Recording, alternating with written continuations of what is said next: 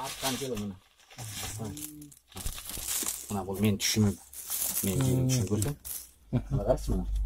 Мына 1 2 3 4 5 6 7 8 1 ашып кетсе ошо мунун чогулса 15 калыптыр.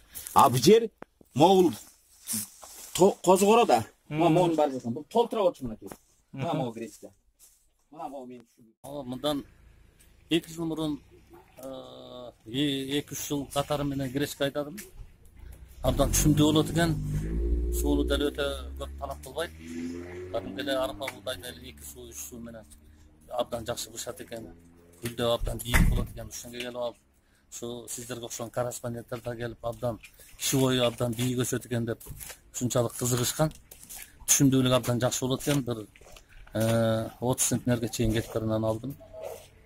Анан аны көргөндө биздин райондун ичинде жок болгондуктан чүйдө бар экен, военный Антоновкада. Ошо жерге алып барып өткөрүп аттым. Мен оптом эле аны тазалатпай эле бүң өткөргөндө 27 сомдон 2 жыл катары менен ошо жерге өткөрдүм. Анан кийинки жылдары ошо үрөнүм начарыраак болуп кетти. Түшүмдүүлүгү ичине азайып баратканын токтотуп койгом. Азыр деле айдасак болот. Биздин эле комбайндар чабат. Ашат көптүрө түшүктүн кереги жок. Абдан жакшы болот. Анан өзгөчө бала кармагандарга да абдан жакшы.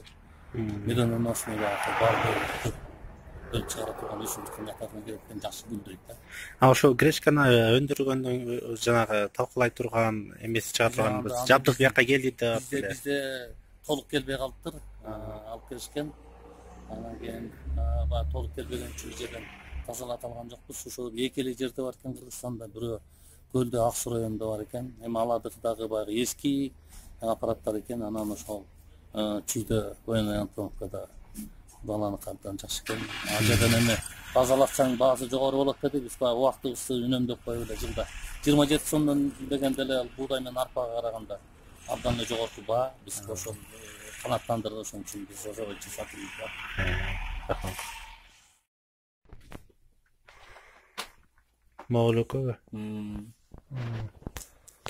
Бул азыр хранениеде турат. Лукон деген толук кандуу болмойнчо лукон пайда атасы жок болот да азырчы.